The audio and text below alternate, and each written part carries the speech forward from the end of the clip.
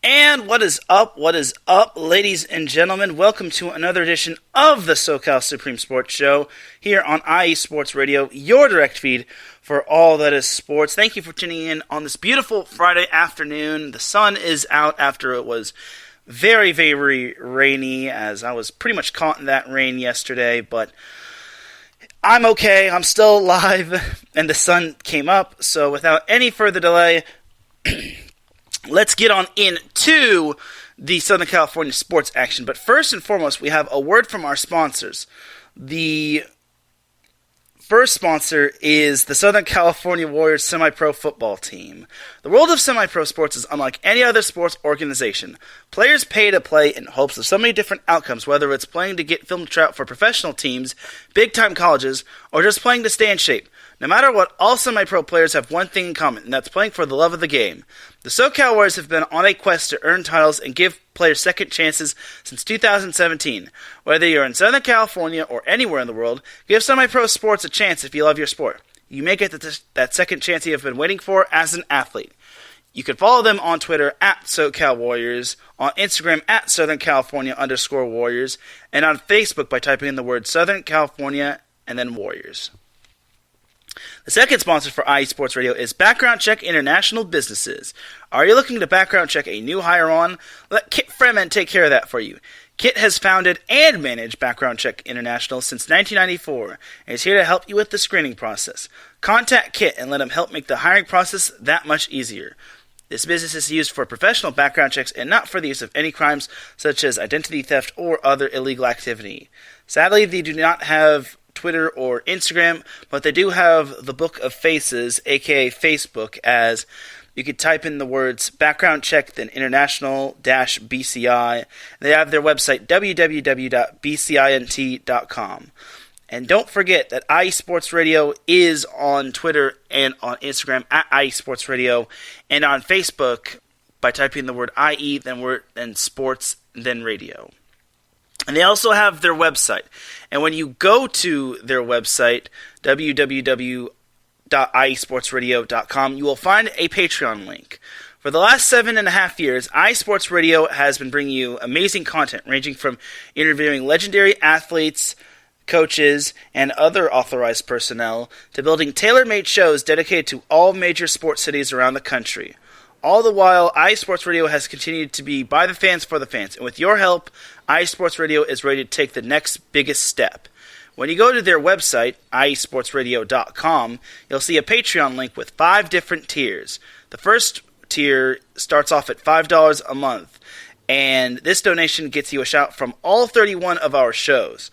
Higher tiers include iSports Radio merchandise, access to our podcasting university, and even a chance to be featured on The Defining Moment, the flagship show of IE Sports Radio. Thank you very much for helping make IE Sports Radio your direct feed for all that is sports. And I also want to give a shout to Bay Area Raised and Marcus Losgrade, our Patreon supporters. So thank you for your donation. As we have Larry B in the chat room, he says, your direct feed for Larry bashing the Raiders. Oh my gosh. And Larry says their website, I didn't know you were part of the team. Yeah, I might have messed up. Yeah, so that was my bad. I'm not the biggest fan of using the second person, but it is what it is. So without any further delay, let's now get into the Southern California sports action. So I got to start off with the Chargers, and I'm in a mixture of emotions when seeing that loss to the Texans. I'm disappointed for starters, but I'm just puzzled and confused. I understand the Texans aren't the greatest team in the world, but how the heck do the Chargers make the Texans look like they started Deshaun Watson? They started Davis Mills, or as I call him, General Davis Mills, part of a not-so-good breakfast. And they wound up losing 41-29. I just couldn't believe it. It was just almost too bad to be true. It's like, why do you gotta do this to me, Chargers? And Larry said it best. That game was horrible. I understand the Chargers were missing Austin Eckler, Mike Williams, Joey Bosa. Michael Davis was a late scratch. Derwin James didn't play, even though he was active, despite a strained hamstring. And I understand most of the other Chargers players were pretty much on the COVID list, but that's still no excuse. The Texans had players out as well. They didn't have Brandon Cooks. They didn't have David Johnson. Their offensive and defensive line were decimated. Heck, they were starting practically no-name linemen. It was just, as Larry put it, horrible. And that loss might have actually cost the Chargers a spot in the playoffs. Because had they won, they would have been in control of their own destiny.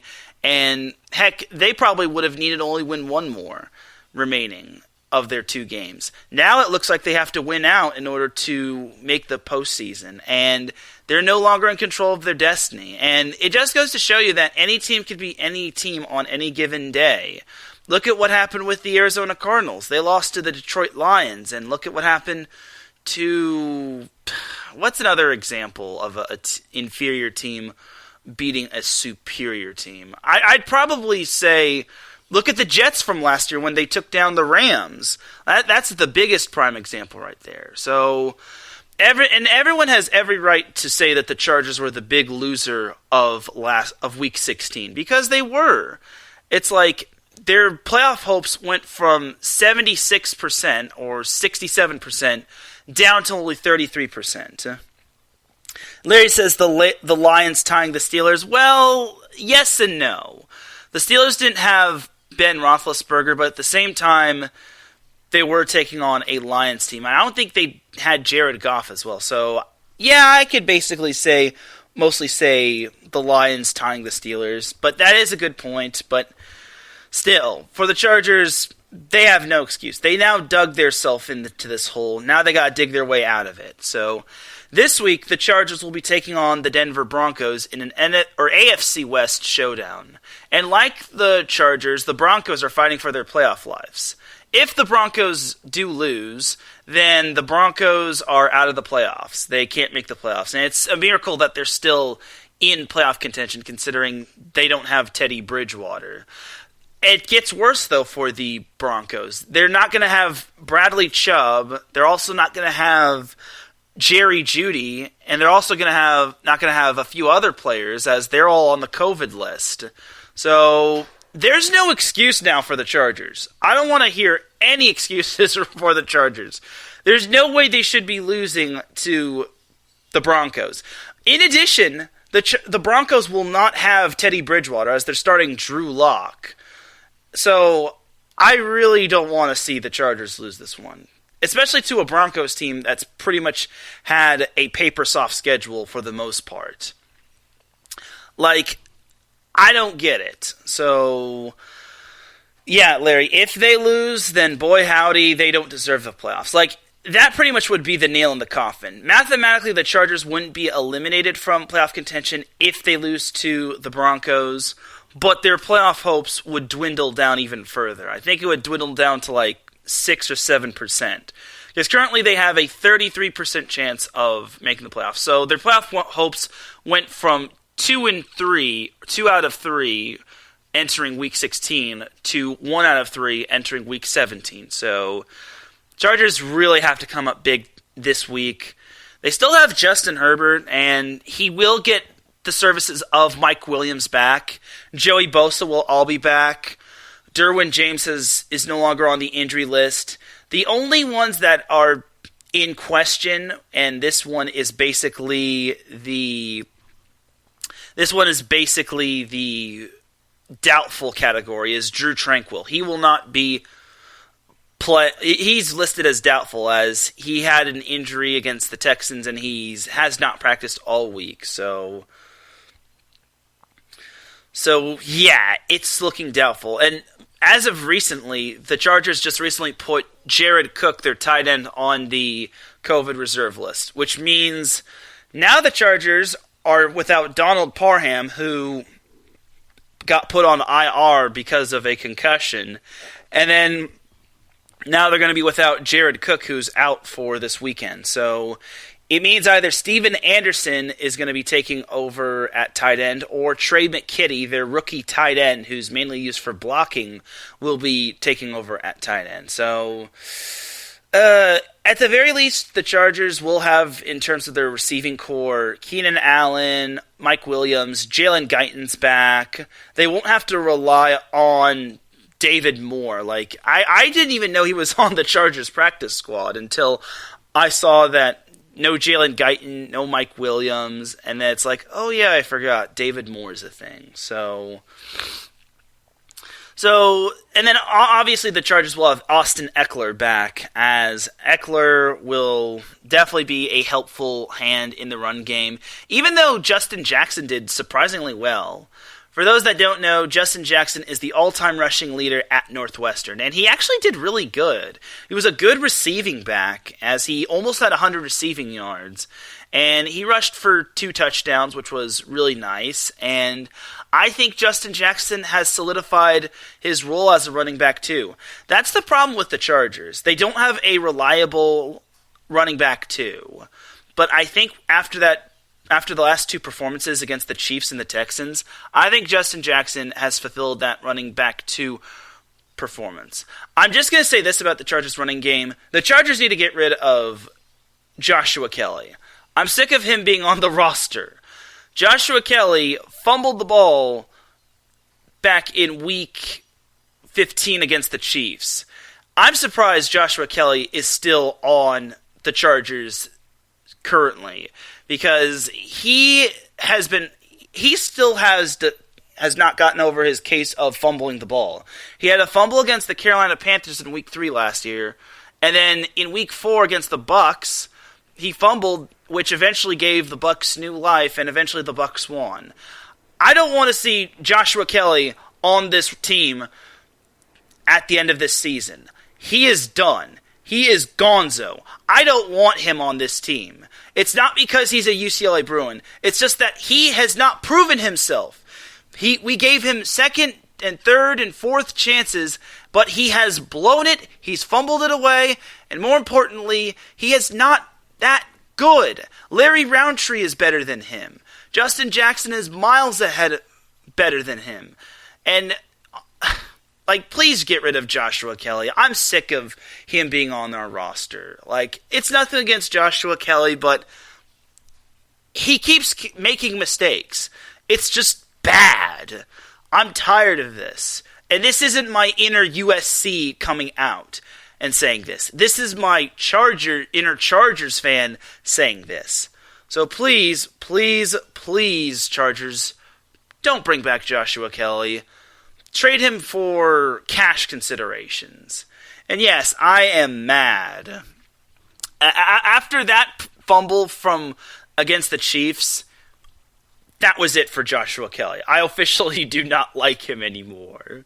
Like, shoo, go away. Go fumble elsewhere, Joshua Kelly. Matter of fact, go play for the XFL. Maybe you'll play for the Los Angeles Wildcats.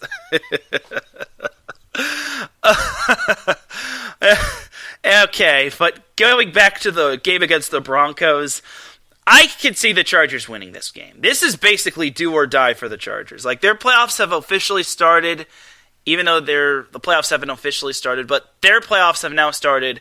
They have to win out. And I really, yes, I said go fumble somewhere else. Like, please, Joshua Kelly. But for the Chargers and the Broncos, this is the game that the Chargers have to come up with. No Bradley Chubb.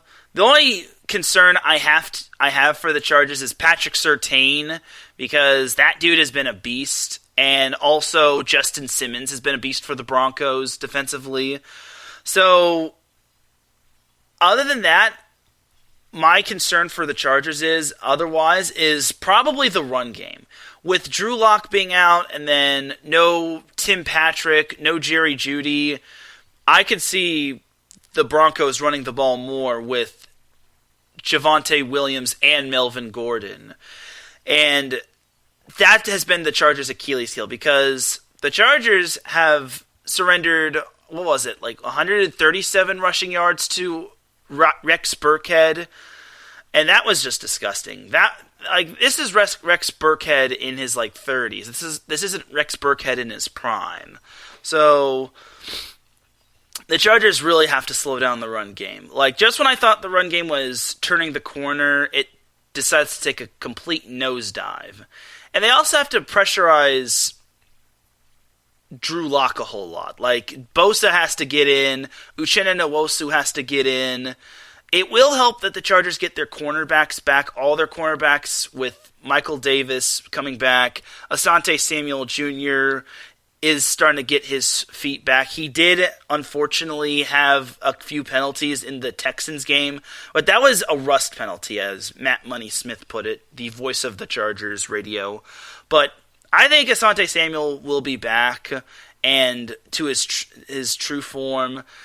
I think the Chargers should, based on roster availability, they should be able to handle the Broncos, because heaven forbid if they lose to the Broncos, then their playoff hopes are pretty much done, because the AFC is such a logjam. A lot of teams are still in contention. You have the Colts that are still in contention. You have the Patriots that are definitely still in contention. The Dolphins, which have won 7 in a row, are in contention, even though their winning streak is kind of a Mickey Mouse winning streak, where their only best win was against the Ravens, which is their only best win. Every other win was basically meh. And then you have the Raiders that are still in contention. You have the Browns are still in contention. The Steelers are still in contention. The Broncos are still in contention.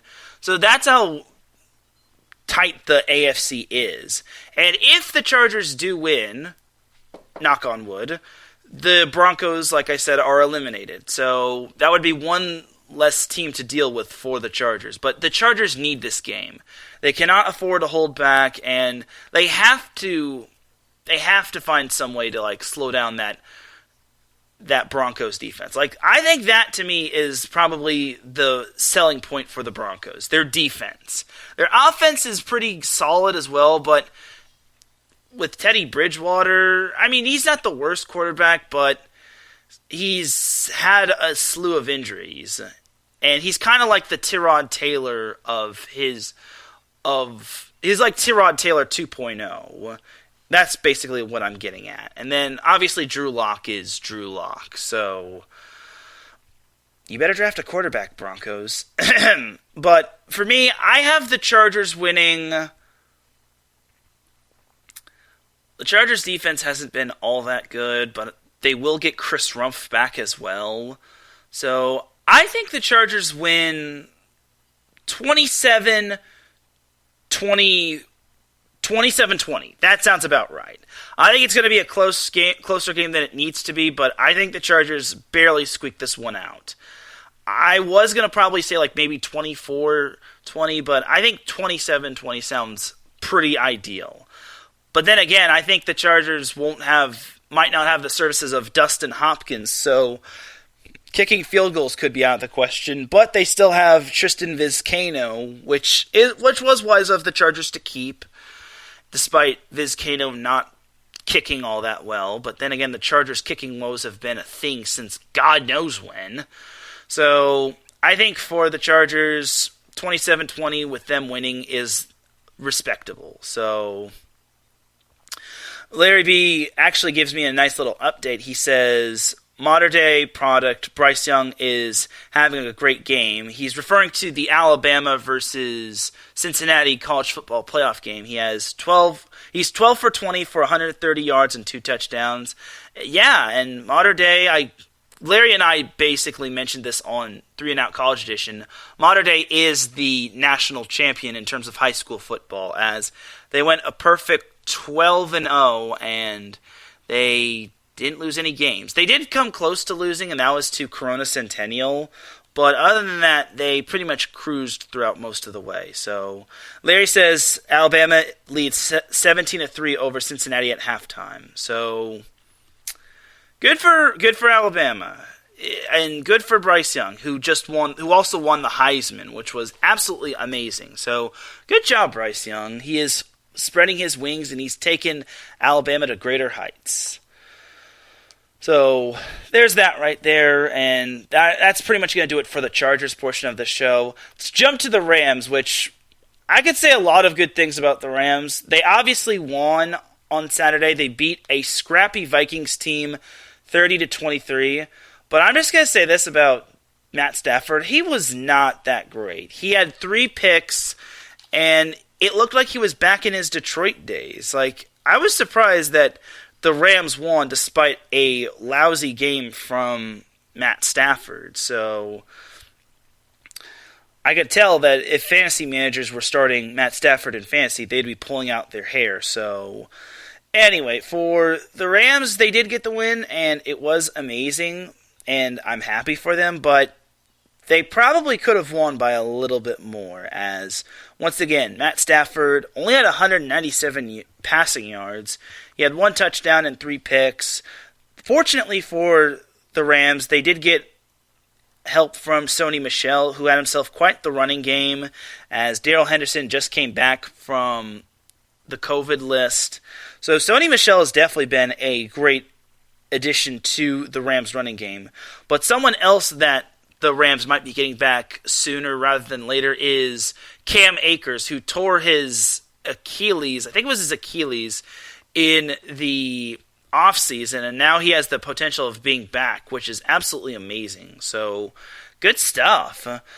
I imagine he might be running back 2 behind Sony Michel, just because Michel has really performed well. But for Cam Akers to come back after an Achilles injury is quite amazing, which that takes determination. So, as for the Rams, they also got a special teams touchdown, which good for them. Like, it just goes to show that the Rams are pretty much deep in every facet of their game, whether it's special teams, offense, defense, you name it, which is quite nice, as Brandon Powell was the one that had the punt return touchdown in the third quarter. Then we also got a touchdown from Odell Beckham Jr., which was nice, and then Sony Michel had a touchdown. Matt Gay was kicking field goals left to right. Like, that's probably the best thing for the Rams, to have Matt Gay. So, good for the Rams. I'm very proud of the Rams, and I had a feeling they would win this game.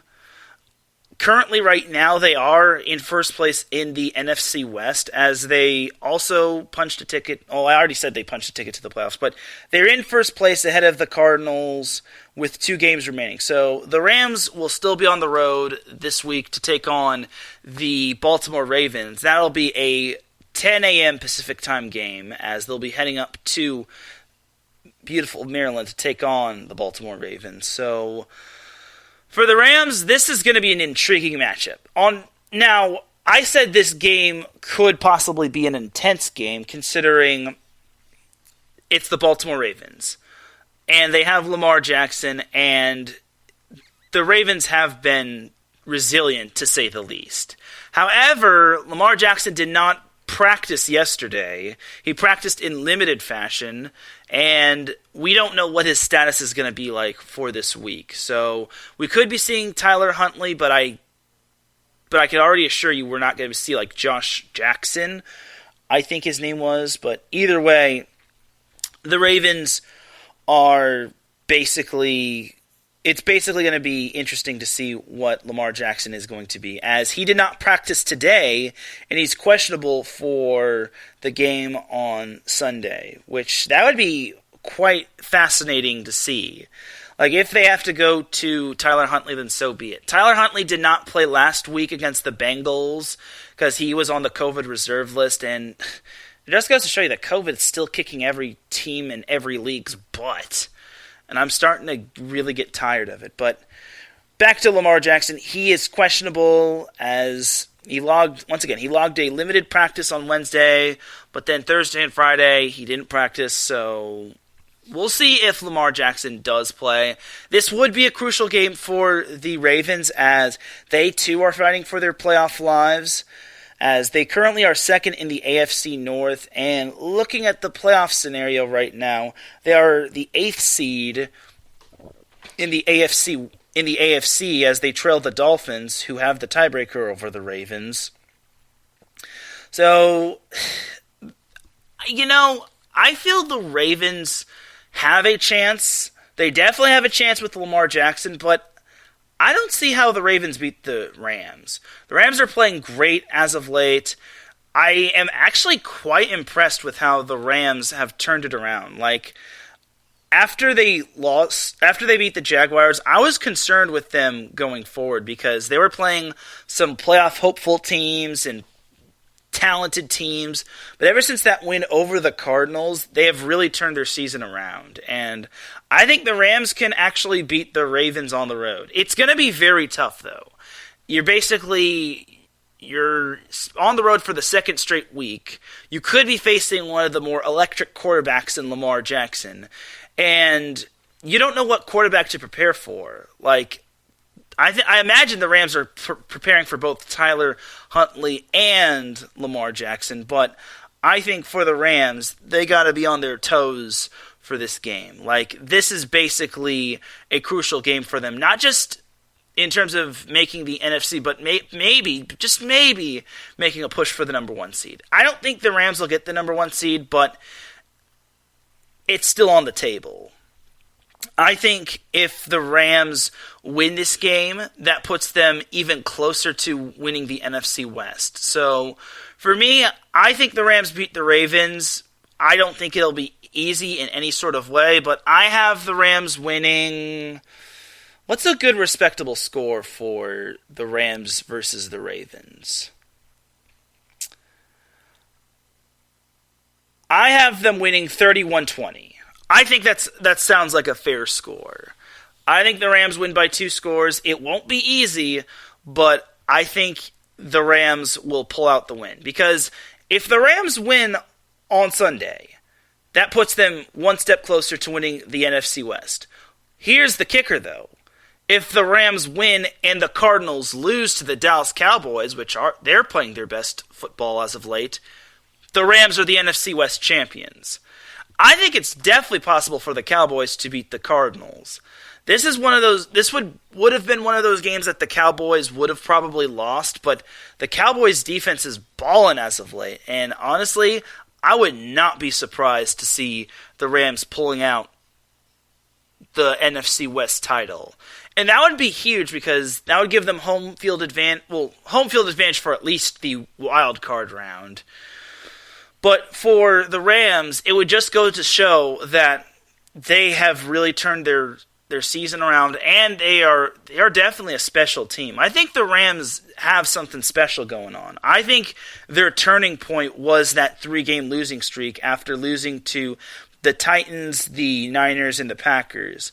So, to me, I think the Rams need to get the job done right now. I think that the Rams are playing great as of late. They're playing on a high level. It's just all about staying consistent. If they stay consistent, then boy howdy, this is going to be a tough team that no one wants to face in the postseason. But if they get trampled on against the Ravens, then that could be a problem with their confidence. So for the Rams, they really just have to play steady. They will not have Darrell Henderson, which is a bummer, but having Sony Michel playing at a high level is quite amazing. And then Cam Akers, getting him some reps would be quite key as well. And then obviously Cooper Kupp is just having a stellar season. Odell Beckham Jr. is kind of finding his footing despite Robert Woods being lost for the season. Maybe get Van Jefferson and Tyler Higbee involved. But Matt Stafford really has to limit his mistakes. He cannot just keep turning the ball over.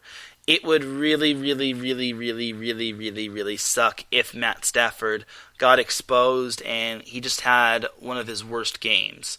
Like, he has to come up big. There's no excuses for Matt Stafford. So, if the Rams want to clinch the NFC West, they have to do their part, and then they'll see what happens with the Cowboys and the Cardinals going into the 1 p.m. slot. So, well, in their case, it's the 4 p.m. slot because they're on the East Coast. But regardless, the later cap games, that's what I'm trying to get at. So, we'll see what happens with the Rams, but I have them winning 31-20.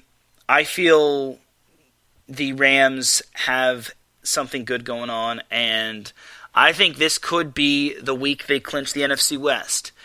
Their final opponent is against the 49ers, and it's going to be at SoFi Stadium. So, for the Niners, however, that could be a tricky matchup, especially with the health of Jimmy Garoppolo. I think he has a finger injury, and he's doubtful to play this week against the Houston Texans. I know that the Niners will win that game, though. Like, they're no Chargers, though.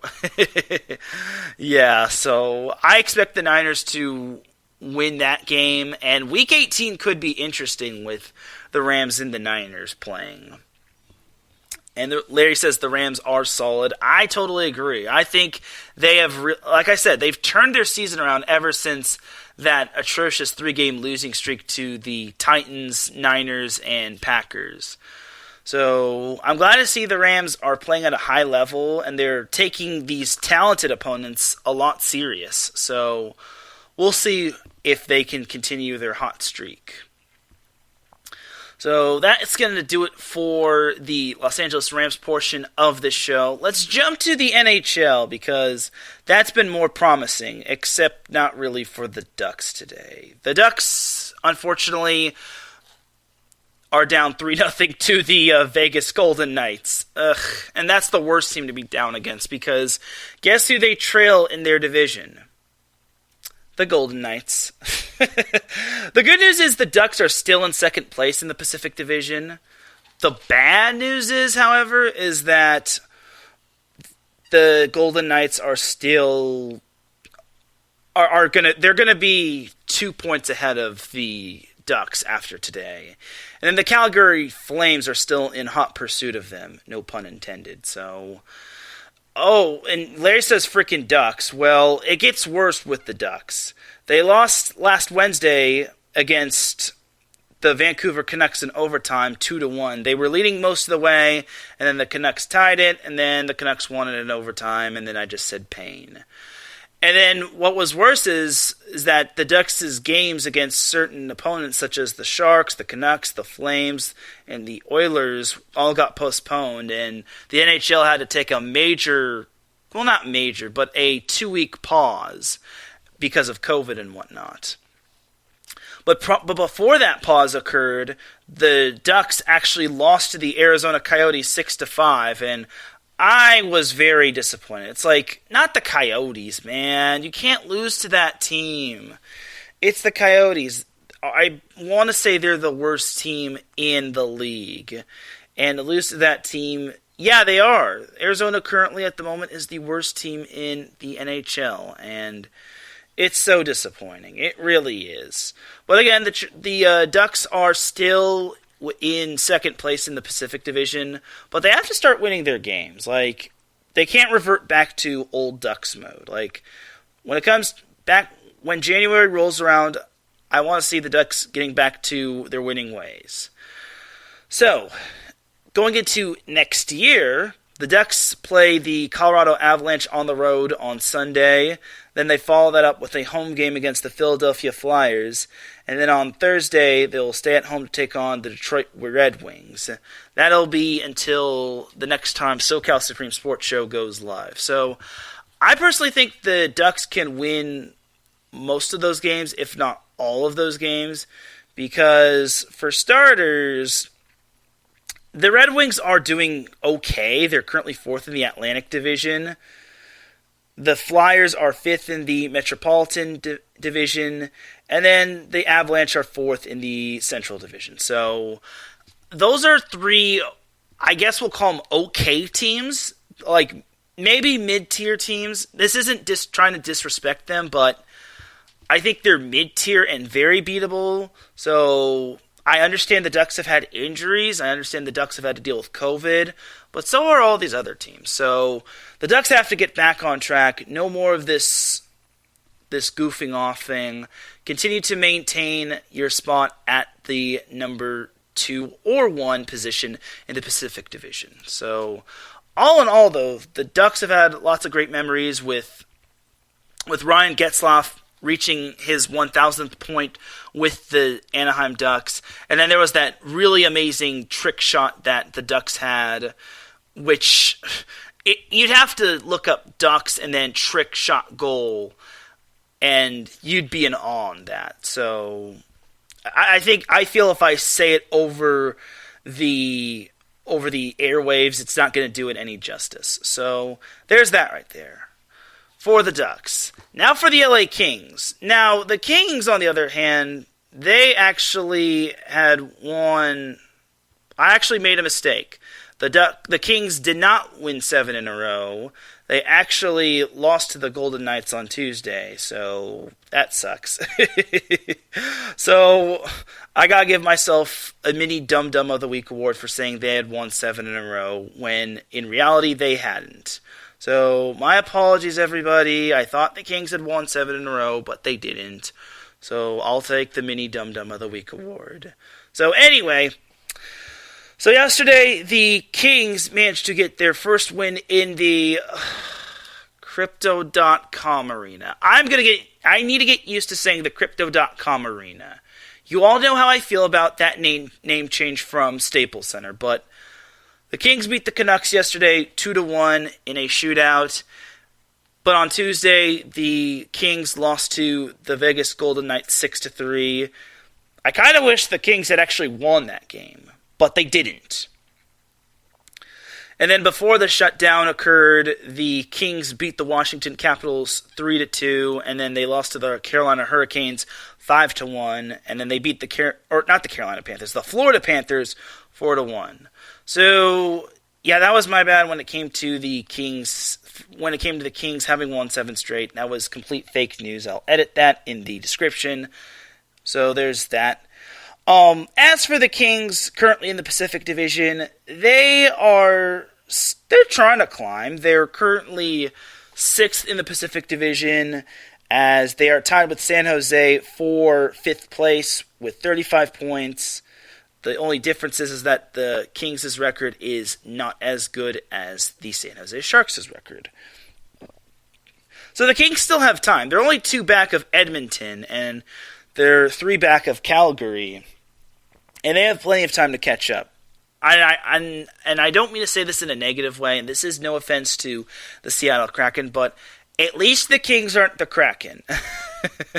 I'm sorry, but it's the truth. I apologize to any Kraken fans out there, but at least the Kings are not the Seattle Kraken, who is currently at 24 points. So, oh boy. So, yeah. Don't worry, Kings. You still have a chance, and keep your head up, Seattle. It only gets better from here on up. You can only go up. That's what I'm trying to say. I'm not trying to be mean to the Kraken, but keep up the good work, Seattle. So, keep trying. All right. So, that's going to do it for the NHL portion of the show. Let's jump to some NBA portion. Let's jump to some NBA action, and it's not getting any better for the Lakers. I'm just going to say that right there. The Lakers ruined Christmas as they lost to the Brooklyn Nets 122-115. They were actually down by as many as 20. They almost came back. They actually tied the game with about a minute left, and then, unfortunately, they laid an egg against the Brooklyn Nets in the final seconds. It even got to the point where I think his name is Nick Claxton dunked on LeBron. He put him on a poster, and I'm like, oof. And Larry is definitely right. The Lakers are irritating. And I told you all that I had a friend that is not a LeBron fan. He's not a Carmelo fan. He's certainly not a Russell Westbrook fan. He's not a fan of how the team doesn't play hard. He's not a fan of the team plays no defense. And he's certainly not a fan of the team being old and they don't play hard. It's really frustrating. It really is irritating. And they got to get it together. And I understand not having Anthony Davis sucks, and the Lakers have been kicked in the you-know-whats when it came to COVID and certain other injuries, but the Lakers aren't the only ones that are dealing with this. Like, come on. David Fizdale deserves a lot of credit for stepping in as head coach despite Frank Vogel having tested positive or being in COVID protocols. But fortunately for the Lakers, Frank Vogel comes back tonight as the Lakers take on the Portland Trail Blazers.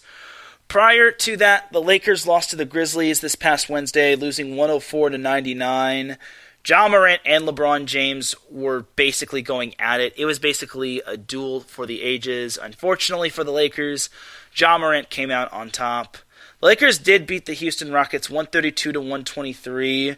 And then, like I said, the Lakers lost on Christmas Day to the Brooklyn Nets 122-115.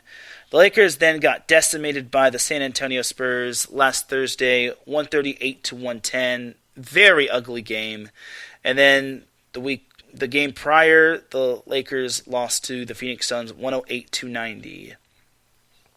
And then I also got to mention that the Lakers lost to the Chicago Bulls and the Minnesota Timberwolves, losing to the Bulls 115-110 and losing to the T-Wolves 110-92. So that has been your Lakers have been super irritating moment of the show. The Lakers are back at it for the final time this calendar year against the Portland Trail Blazers. The Trail Blazers have had a worse year than the Lakers. I really want to see the Lakers actually, hence the word actually, put together one final good game for the calendar year of 2021. No more losing. Please, no more losing. And then going forward, I want to see the Lakers actually continue their pursuits of a playoff spot. It's a miracle the Lakers are actually in the 7th spot. Hence the word miracle, considering if the season ended today, the Lakers would be playing the San Antonio Spurs in the play-in game, which would be very, very difficult. But at least they would be in the 2-game play-in game, so there would be that. But all in all for the Lakers, I really want them to not be in that play-in game scenario, especially that would give Anthony Davis a little bit more rest and whatnot, so we'll see how it goes for the Lakers. They're facing a Spurs team, and I don't even know half the Spurs team's names. All I know is that Greg Popovich is still coaching, so yeah. So other games that are happening for the Lakers next year is on Sunday, the Lakers are taking on the Minnesota Timberwolves. Then Tuesday, the Lakers they actually have quite a number of home games starting tonight. The Lakers on Tuesday will take on their not crosstown rivals, their interstate rivals, the Sacramento Kings, as Shaq used to call them. And then next Friday, the Lakers will be taking on the Atlanta Hawks. So I actually did see a post saying, obviously the Lakers are the most disappointing team so far, but the Hawks are just as disappointing with all that level of talent. At least someone says that there's another team that's more embarrassing than the Lakers, which I'm glad someone is showing a little sympathy to the Lakers. But it's tough for the Lakers because they're not meshing well together. Russell Westbrook is still not meshing well. I'm just going to say this. He is going to be Shaq in a full MVP because I want to say he's been on Shaq in a full more times than any other NBA player this season. So I really hope Russell Westbrook can lay off the turnovers because too many turnovers will make you fat, and more importantly, it'll be bad for your team. Also, Larry says the Lakers deserve to be in the G League. Let's not go that far. I mean, COVID has kicked their butts, and same with injuries, but still, it can be worse. So the good thing for the Lakers is that LeBron James in the past 6 games has scored 30-plus points, and he's the oldest player to do so in the past 6 games, which is very impressive. For someone his age who just turned 37 yesterday, it's quite impressive. I really, really think LeBron still has a lot left in the tank, or at least a bit left in the tank, as he says he wants to play when his son gets into the NBA. Well, I hope he can survive that long. Like, unless he wants to enter a cryogenic chamber where he won't be aging at any point of his life from the offseason to whenever his son plays in the NBA.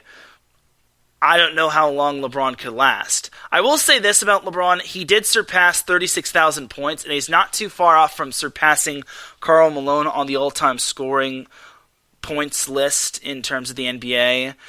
And it's only a matter of time before he surpasses Kareem Abdul-Jabbar, if he surpasses Kareem Abdul-Jabbar.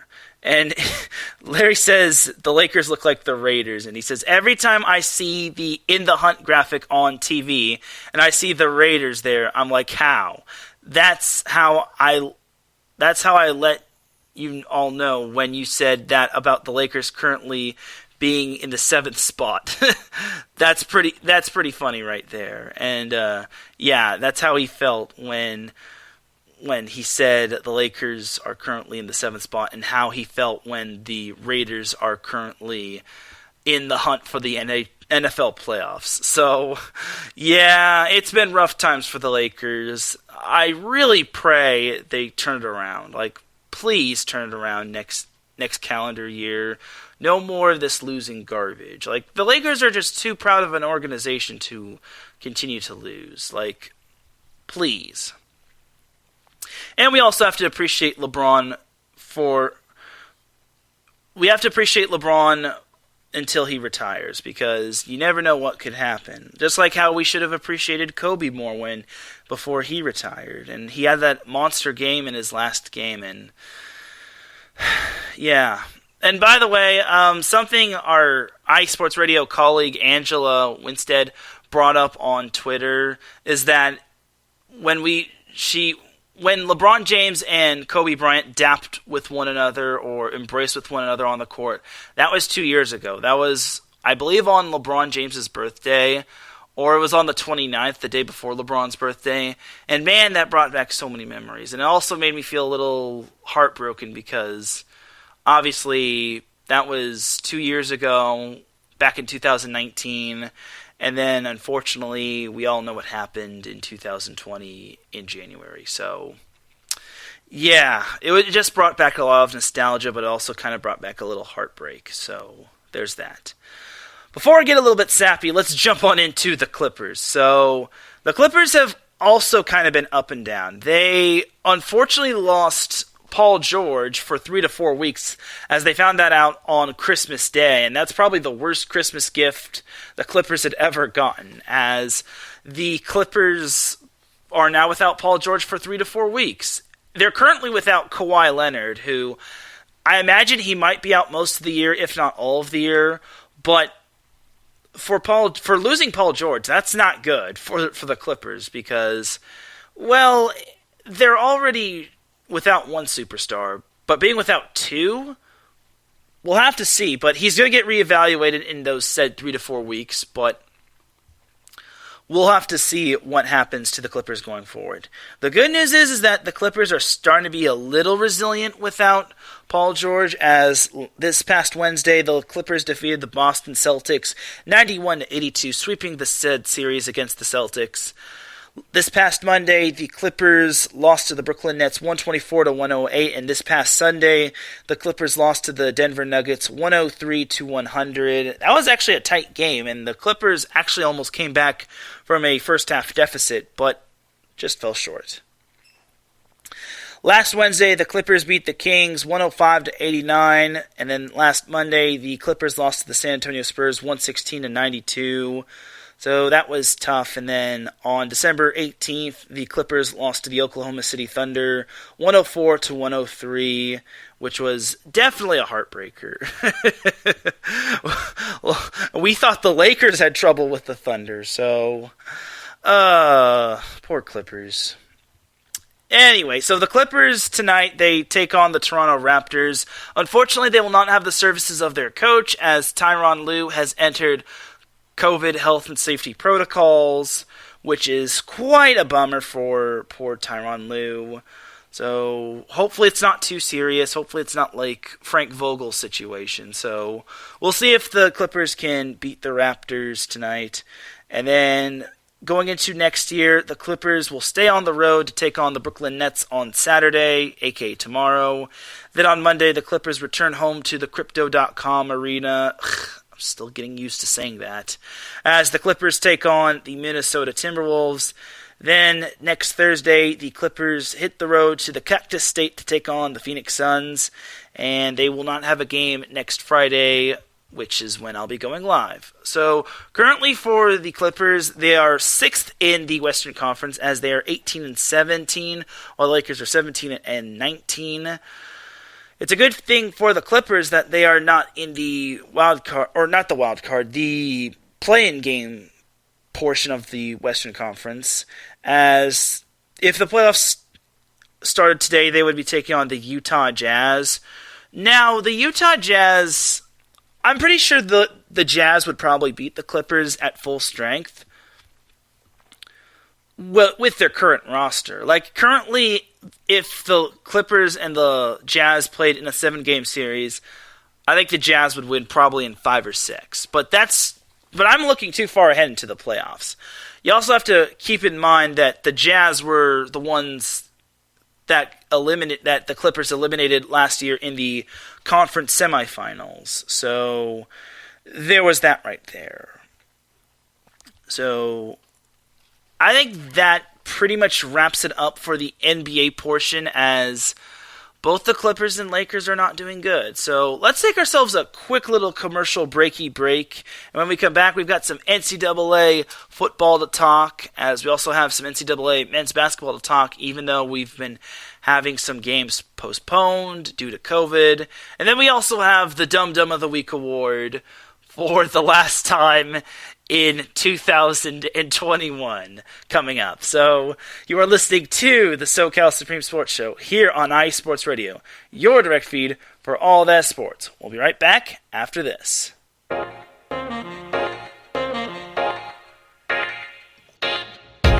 What is going on, everybody? My name is Harrison Glazer, and we're coming at you from the Show That Never Sleeps podcast. I cover the Jets, the Islanders, the Nets, and the Yankees. This is Pierre Moss, and I cover the Mets, Knicks, Rangers, and the Giants. Our show is live every Wednesday through Spreaker and a bunch of other ways to get our content. Again, we're the Show That Never Sleeps podcast. We talk about all those New York sports. It's a lot of fun. We get into all of it. Please tune in. Again, that's Wednesdays at 6 p.m. And we look forward to having you guys right here on IE Sports Radio, your direct feed for all that is sports.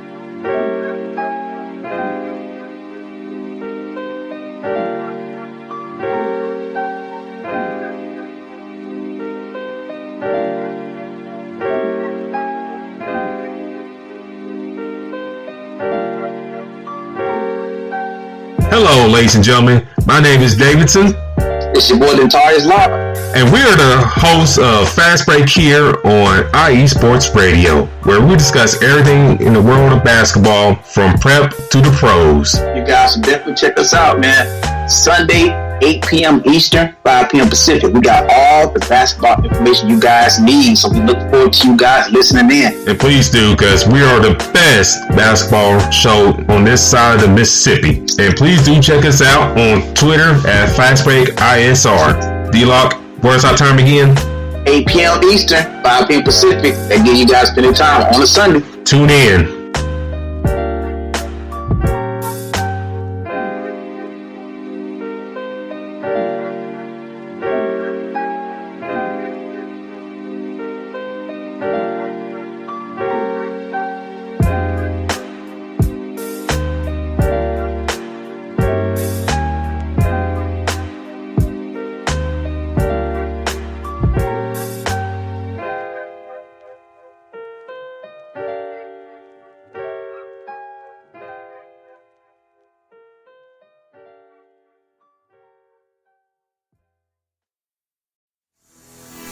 Sports fans, do you like teams that are tough, cities that are tougher, and fan bases that are passionate about their teams? How about teams that are historic and stadiums that are iconic? Then you belong in Chicago, and you need to check out Chi-Town Weekly. Join me, Adam Kernan, every week as we keep up with all things Chicago sports. Bears, Bulls, Blackhawks, Cubs, White Sox. We'll cover them all, plus more. The Windy City is always buzzing, and we'll keep you up on all the big games and major stories. So tune in to Chi-Town Weekly every week right here on IE Sports Radio, your direct feed for all that is sports.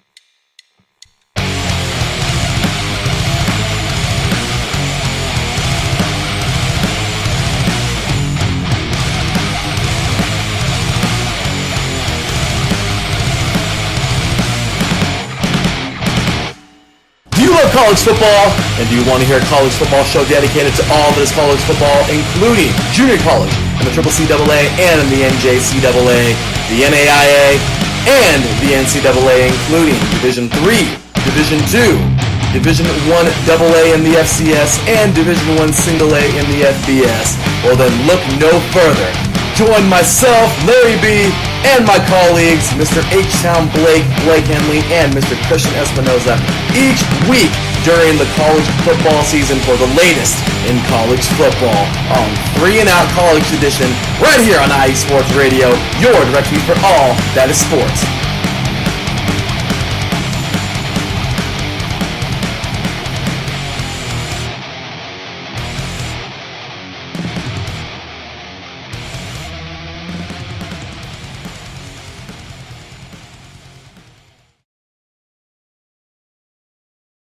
Back with segment number 2 of the SoCal Supreme Sports Show. Thank you all for tuning in once again. You can catch up all of our amazing shows on several different streaming platforms such as Spreaker, such as Spotify, such as iHeartRadio for a few of our shows. And then also we have other streaming platforms such as Apple Podcasts, Google Podcasts. Our shows are always on YouTube for the most part. And then we also have many, many other different streaming platforms such as GeoSavin. So without any further delay, let's get back into the second half of the show. Larry actually says Dum Dum of the Year. I was actually going to have a Dum Dum of the Year. Unfortunately, there's just too many there's too many to choose from. There's just too many Dum Dums to pick. He actually recommended the Lakers, but that's. I mean, it's tough to pick a Dum Dum of the Year, but I do have 2 Dum Dum of the Weeks to choose from. Larry says he wants the whole Lakers organization to be Dum Dum of the Year, but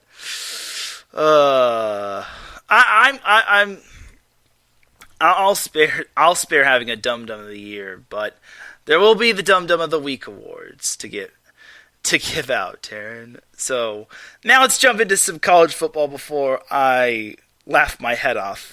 Currently, I know these 2 teams are not from Southern California, but we have Alabama beating Cincinnati 17-10. I'm actually surprised it's that close.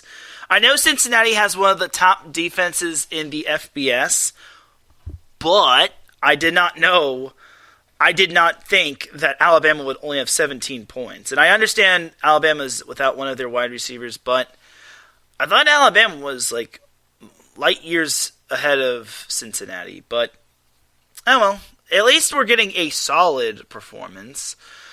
All right, so as for the Southern California teams that were involved in bowl games, we only had 2, San Diego State and UCLA. San Diego State actually won their bowl game. Yes, I am not kidding you. San Diego State actually won their bowl game. As San Diego State beat UTSA in the Frisco Bowl 38-24. And I also apologize to everyone on the SoCal Supreme Sports Show Twitter account. I said that San Diego State only put up 7 points in the first half. I made a boo-boo, and I meant to say they only put up 7 points in the first quarter. They eventually led 17-14 at halftime, and they outscored their opponent 21-10 as they won 38-24, which is awesome. Lucas Johnson had himself quite a good game. 333 passing yards, 3 touchdowns, no interceptions. Greg Bell also had 101 yards on the ground and 1 touchdown. And then Jesse Matthews had 2 touchdowns of his own, and he had 175 passing yards. So good job for San Diego State. Considering that San Diego State had a rocky end to their regular season, losing to Utah State, well,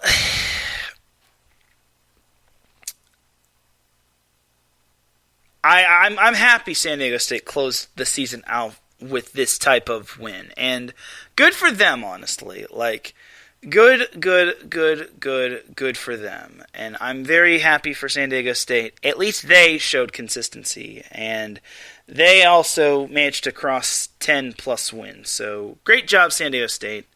You really represent Southern California well when it came to college football, and I am so proud of you. Have an encore performance next year, please. And UTSA was not the easiest opponent. UTSA actually won their conference over Western Kentucky in the Conference USA Championship game. So the fact that San Diego State was able to pull out that win speaks to high volumes of how San Diego State just threw that game against Utah State away, and they eventually moved on and won their bowl game. So I'm happy that San Diego State also did not have offensive ineptitude, just because That was my fear going into that game. I was fearing they were going to run the ball too much, and then UTSA was going to be ready for it, but I'm glad Lucas Johnson had himself a good game, and it looks like he got his swagger back.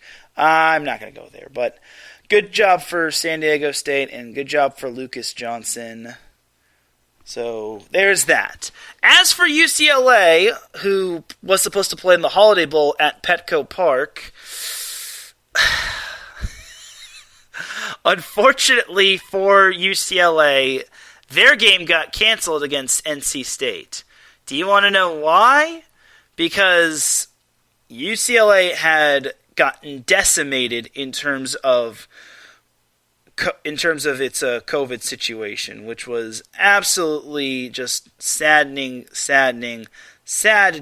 to see. As unfortunately, the game got canceled as UCLA released the statement 4 or 5 hours before the game. He says, the statement said, the UCLA football team is unable to participate in tonight's San Diego County Credit Union Holiday Bowl due to the COVID-19 protocols within the Bruins program. And the statement from the family director of athletics at UCLA, Martin Germond, he says, we are extremely grateful to the Holiday Bowl students, fans, sponsors, and the people of San Diego for their support this week. We are deeply disappointed for our young men in the football program that worked extremely hard for this opportunity. My heart goes out to them. The health and safety of our students will always be our North Star. And that's a great little statement from Martin Germond. That's great and all. However, what about NC State? What about... He didn't even mention one thing about NC State and how he says, we apologize to NC State fans and supporters and the football team for sacrificing their Christmas, mind you, and then having to travel 3,000 plus miles only to see the game get canceled. And Larry said it best, reimburse the fans. Reimburse the fans, reimburse the school that provided the airfare, reimburse everything that NC State had to sacrifice for, because they're not going to get another Christmas with their families for another 360 days. Well, 355 or 350-ish days, but you get what I mean. They're not going to get another Christmas until next year, and that's...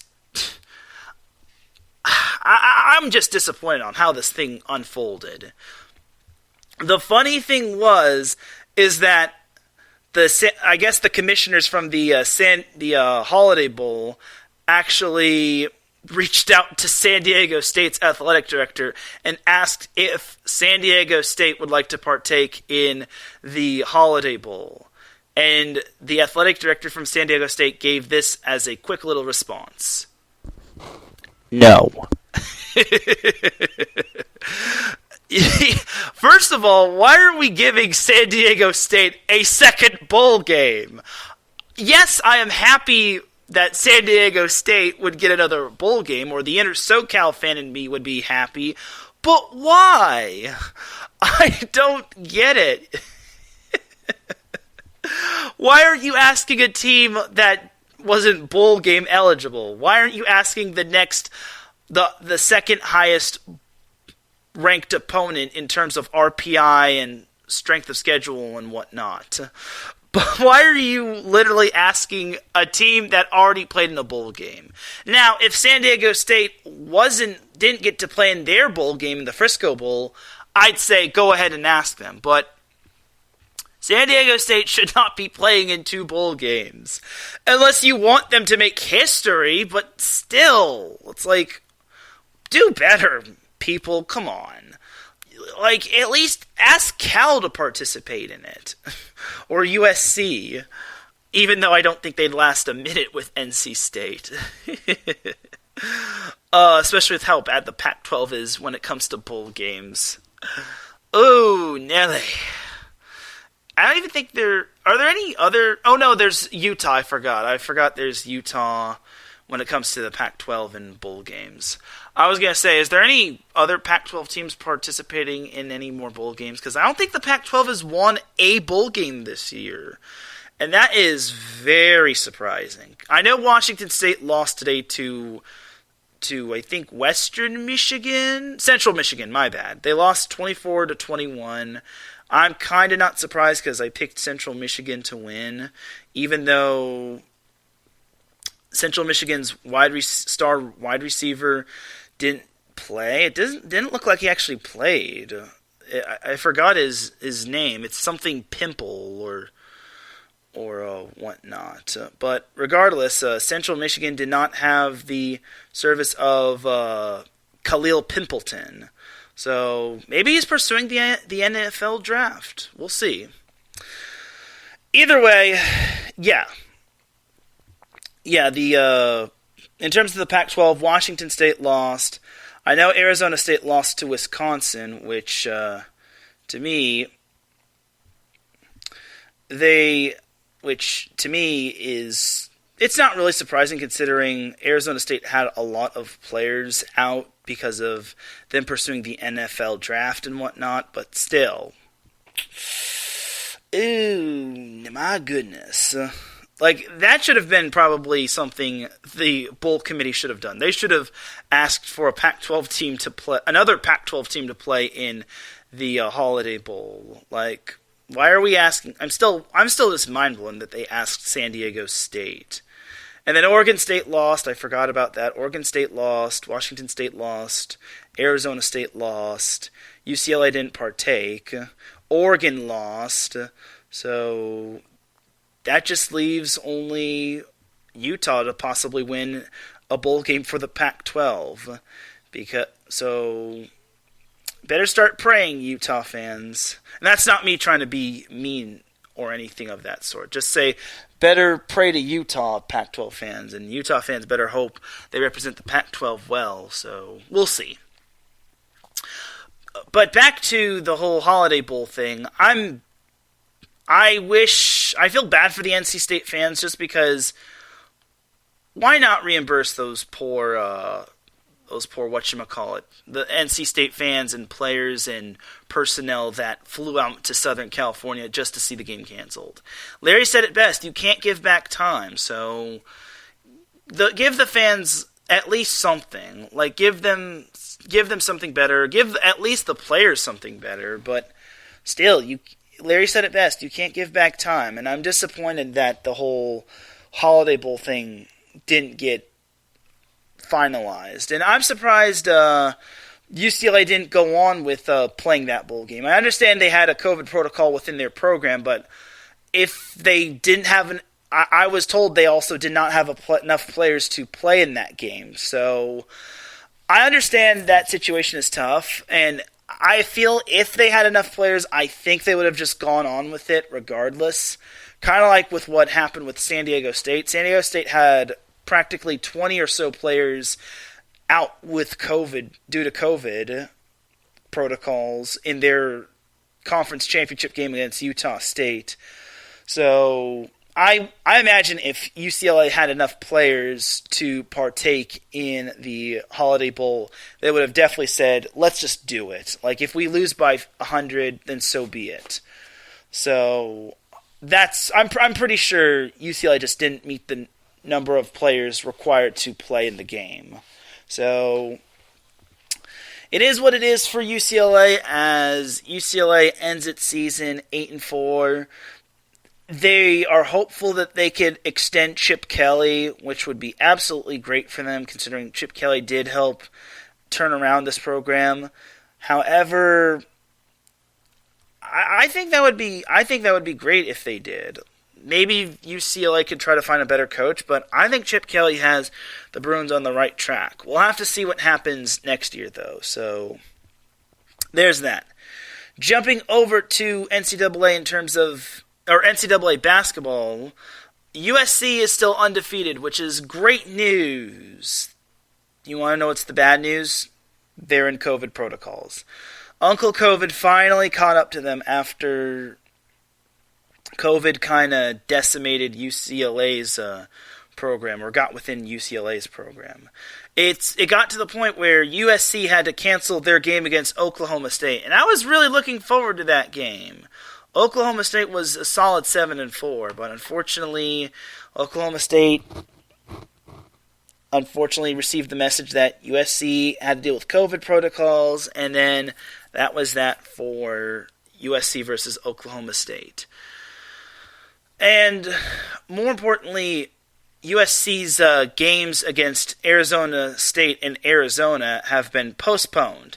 At the very least, they're postponed. It's not like the Washington game where against UCLA, where Washington had to forfeit because they had COVID protocols, and that was ruled a no contest and whatnot. So the next time we'll see USC play is Thursday, January 6th, a.k.a. next Thursday, when they take on Cal, who is currently 8-5 at the moment. And then UCLA, on the other hand, had their games postponed against Arizona and Arizona State as well.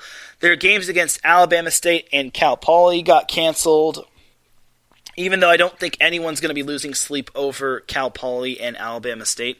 No offense to Cal Poly. Like, I get Cal Poly is also Southern California, but are we really going to think... Do we all really think that Cal Poly will beat UCLA? No. I'm being too much of a jerk. But anyway, UCLA also had to postpone its games against Arizona and Arizona State. So the next time we'll see UCLA play is at Maples Pavilion when they take on Stanford. That will be a Thursday game. It'll be nationally televised, which is awesome sauce. But I'm pretty sure we'll see Stanford probably get the daylight knocked out of them. I'm not trying to be mean or anything, but I don't think UCLA is going to skip a beat against the Cardinals. So there's that. So we've also had some postponements in terms of the Big West Conference, as Cal Poly had to cancel a few games here and there. I think even though Hawaii's not in Southern California, we had Hawaii cancel some of their games due to a COVID outbreak within their program, which is really sucky. And COVID has just been taking over sports, and I'm fearing I hope we don't get into another sports shutdown, because that would suck for the players, mainly for the players. Like I think San Diego entered COVID protocols, and then LMU Gonzaga in women's basketball is postponed. San Diego Pacific in women's basketball is postponed. Cal Poly versus Cal State Fullerton in women's basketball is canceled, as well as UC San Diego versus Northridge. UC Santa Barbara and UC Irvine is canceled. And then we have other games that are being postponed, including in the Western Athletic Conference, the WAC. So it's been tough times for sports, especially in the NCAA and in the Big West, considering we're seeing those canceled. And it's tough times, but I just got to reiterate this to everybody. Please be safe. If you can, please try to get vaccinated. Do your part to slow the spread. I'm not going to try to go full on this topic, but just please, please, please don't try to make COVID worse for everyone. So there's that right there. So before we end off this show, that's pretty much it for the NCAA basketball portion of the show. Before we end off the show, and before we get into the Dum Dum of the Week award, I do want to reflect on some of the more memorable moments in all of Southern California sports, or most of the Southern California sports moments. For starters, some of the more memorable moments included in 2021 sports just being back in general, whether it's volleyball, basketball, soccer, water polo, you name it. I'm just glad all sports in terms of high school or some junior college and some NCAA colleges got to have their sports back, because these student athletes need their sports, and I need sports to cheer for, and I need sports to talk when it comes to this show. So I'm glad we got to see the kids getting to play despite all that went on this past year. So that was one thing that was very memorable in terms of Southern California sports. Other memorable moments included Lincoln Riley being hired as USC's football coach, which was absolutely amazing. I feel bad for Clay Helton. I know he tried his hardest, but it just got to the point where he just unfortunately needed to go. And I felt bad for the interim coach. I think his name is Dante Williams, I want to say, because he had to coach. He had to be the interim coach for USC football, and I think it was like a week. I think it was 1 week. I think it was like the week before UCLA where he had to bury his father who passed away, which was very sad. So I feel bad for Dante Williams, but I'm glad USC is going in the right direction. Speaking of UCLA, I'm kind of glad they're in the right direction with Chip Kelly. Do I think that UCLA has a bright future ahead? Perhaps. I wouldn't call it a sure lock, but I think that UCLA is on the right track. And then jumping over to San Diego State, I hope that San Diego State does continue to have its success. I think they are one of the more successful programs in the Mountain West Conference, and I think them being competitive and really talented and being a juggernaut in the Mountain West Conference is much better than them not being a juggernaut and powerhouse in the said conference. So there's that right there. And I also have to give shout-outs to like certain teams from the NCAA that won their NCAA championship, such as the beach volleyball team that won the NCAA beach volleyball championship. In terms of USC's beach volleyball team won the NCAA beach volleyball championship. USC's women's water polo team won the NCAA championship against rival UCLA, surprisingly enough. USC's track team won the NCAA championship, even though their coach departed. UCLA's men's water polo team won the NCAA men's water polo championship back in the spring. Also got to give a little bit of a shout to USC's men's water polo team, which made the NCAA championship on the men's side of things. Unfortunately, they lost in the finals to UCLA back in the spring of 2021, and they lost to Cal in the fall of 2021. So, a little heartbreak, but it's tough to get to the NCAA championship, especially in a competitive field that has like UCLA and Stanford and other talented teams. And then also, I have to give a shout out to the Dodgers. Despite them not having the greatest season of all time, they were able to take down the San Francisco Giants in the NL Wild Card. Unfortunately, they fell short in the NL Championship Series, but the Dodgers still have a few questions to answer in this offseason, barring we'll get a season next year. So, despite that, the Dodgers had a fantastic season and whatnot. I also have to give a shout out to the Rams, who won a playoff game this past season. I know that occurred last season, but technically in this calendar year, they won a playoff game. They beat the Seahawks on the road, which was absolutely amazing. Unfortunately, they did lose to the Packers in the NFC divisional round, but they held their own for the most part. And then, obviously, them making the playoffs this NFL season currently in 2021 is really amazing. I think they are, like I said, they're on the up and up. Same can be said for the Chargers, even though their path to the playoffs is a little bit more shaky. So we'll see. And then I obviously have to give a shout out to the Southern California Warriors. I actually went to a couple of their games. PA announced.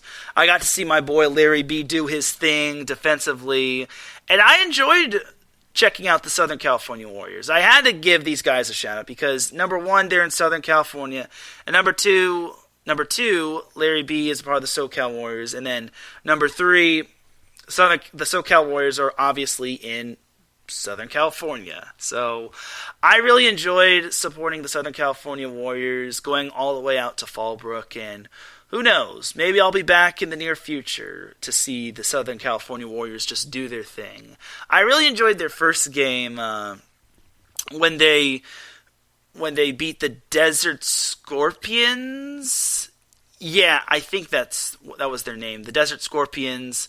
They beat them 12-8. The second half was just a defensive battle, and those are the games I really loved. And Larry B said, he says, great job in the booth, and thanks for being at those games.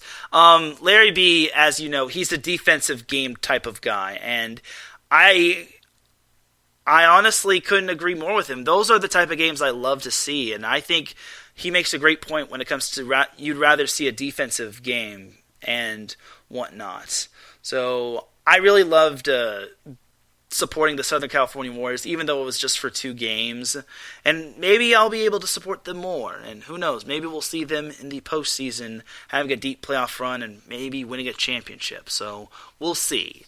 I'm excited to see what 2022 has to offer. We did lose a couple of iconic people, sadly, as unfortunately we lost John Madden, as he passed away most recently, and today unfortunately we lost Betty White, who just recently passed away, which was very, very, very, very sad. It's like, gosh dang it, man. And it really sucks. I hope 2022 we don't lose too many more iconic people. Stop taking away the people we love. 2020 took away Kobe. 2021 took away John Madden and Betty White and a few others. Stop taking away these iconic people, please. I beg of you. Let's have a happy 2022, and let's have COVID not become a thing anymore, because it's not just college sports and professional sports getting hampered. High school sports are starting to take a little bit of a hampering as well, as tournaments kind of had to make do with teams getting COVID and pulling out of tournaments in certain sports. So there's that right there. So again, I hope everything turns out better in 2022. Hopefully COVID does die down a little, if not go all the way away. Regardless, I'm hopeful that 2022 can be a great year. So before we head on out, we have one more final Dum Dum of the Week awards to hand out. And as I've been saying, the Dum Dum of the Week award is basically an award for someone or a certain organization for doing or saying something dumb in the past week or so, or any point. So unfortunately for me, I missed last week, and I feel guilty for missing last week and not having a Dum Dum of the Week. And once again, I feel bad for missing last week, but it was Christmas Eve, and I couldn't really do anything about it because reasons and whatnot. So I do have 2 Dum Dum of the Week award recipients or 2 Dum Dum of the Week awards to hand out. As the honorable mention, we'll give one to an honorable mention. So the honorable mention of Dum Dum of the Week would probably be the Holiday Bowl staff who didn't reimburse the NC State fans and players for sacrificing their time to going down to Southern California and whatnot. So that would be my honorable mention Dum Dum of the Week award recipient. My second Dum Dum of the Award honorable mention would probably be the Tennessee Titans back in week 15, when they took on the Pittsburgh Steelers. The Titans actually went out to the middle of the logo, and I want to say they were meeting or dancing on the logo. Regardless, they wound up losing to the Pittsburgh Steelers. Moral of that story: don't dance or meet on the logo. Just please don't. Or suffer taking an L to the Pittsburgh Steelers or any opponent. Anyway, so now we get on to the actual Dum Dum of the Week award recipients. So the first Dum Dum of the Week award recipient goes out to an organization. So obviously, we all know the passing of Betty White was very sad. Betty White was an iconic lady, and she will be very dearly missed. She passed away at 99 years old, and her birthday, believe it or not, was actually supposed to be on I think it was January 17th. Regardless, it's sad that Betty White didn't get to see her 100th birthday. However, People Magazine, oh my gosh, People Magazine decided to run a story with Betty White on the cover celebrating her 100th birthday when it didn't happen. People Magazine decided to have the cover be Betty White celebrating her 100th birthday that didn't even happen. People Magazine is complete dumb to the fullest. First of all, you don't know what today or tomorrow brings. Anything could happen. Second of all, why would you interview someone who's turning 100 when they currently are not 100? Why are you looking that far ahead into the future? You are looking farther worse than the Chargers did against the Texans. I can't believe this. I want to say that this might have jinxed Betty White, because we don't know the whereabouts of how she passed away, but still, why would People Magazine want to run a cover with her being 100 when she currently is not 100? You don't know that. They just recently ran this. They also ran this story on December 28th, which was 3 days ago. Like, you couldn't have waited till next year to do this? Like, what were the editors thinking? What was Liz McNeil thinking and Dory Jackson thinking? What were People Magazine thinking? But now, because of this, we don't have Betty White celebrating her 100th birthday, and more importantly, she is not going to be around to celebrate her 100th birthday in person. So, People Magazine, I hope you get old takes exposed. I hope you get the whole I forget the theme, but I hope you basically get like this whole treatment of you jinxed Betty White and whatnot. And more importantly, you are going to be berated. You jinxed Betty White and whatnot. But more importantly, you are this week's Dum Dum of the Week award recipient. So dumb. You are really dumb. For real.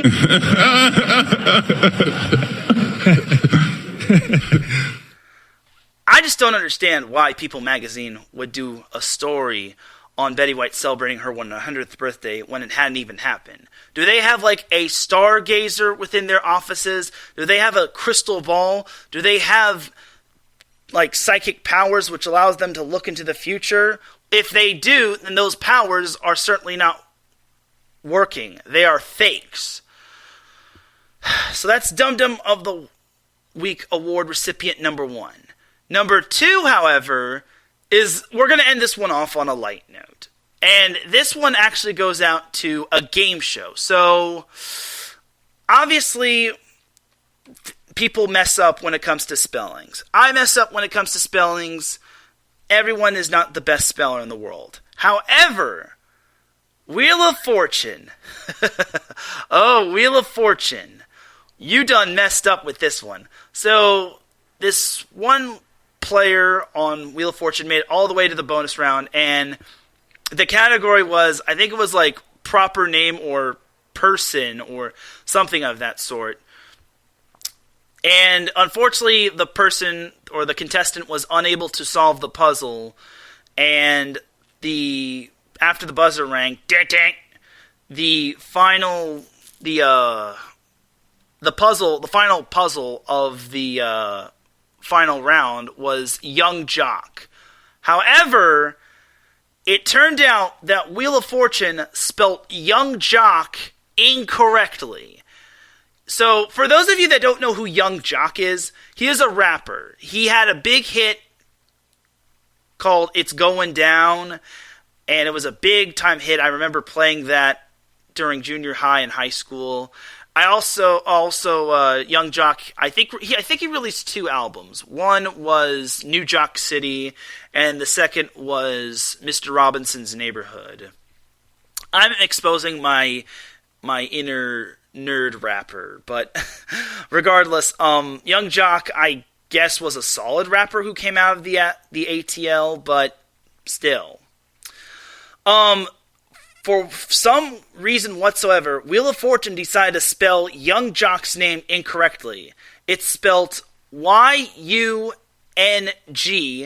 and then his last name is in his rapper name is spelled G-O-C. Instead, Wheel of Fortune decided to spell Young Jock's first name Y-O-U-N-G, the actual spelling of Young, and they spelled Jock's last name, or last name of his rapper name, G-O-C-K. First of all, that's not even remotely close to spelling Young Jock's name correctly. Second of all, why did the producer or anyone who was running the puzzle not look at the actual spelling? Why are we just guessing things? Why are we just assuming things? I'm getting really sick of this. First, People magazine decided to assume that Betty White would make it to 100 years, but she didn't. Now we're seeing Wheel of Fortune assume that Young Jock's name is spelled Y-O-U-N-G, G-O-C-K, when his name is spelled Y-U-N-G-G-O-C. Why are people assuming? I am getting sick of this.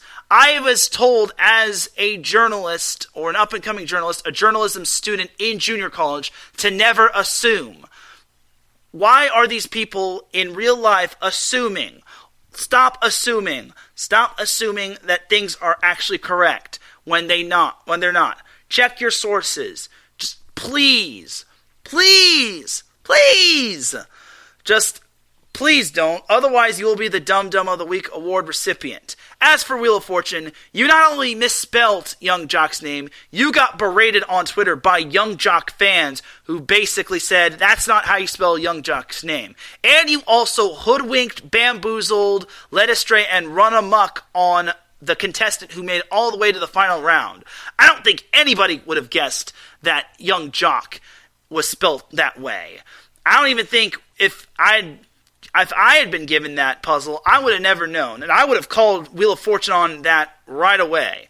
But regardless, I'm calling Wheel of Fortune on their bologna sausage of spelling Young Jock's name incorrectly right now, and they are this week's Dum Dum of the Week award recipient number 2. That's so dumb. You are really dumb. For real.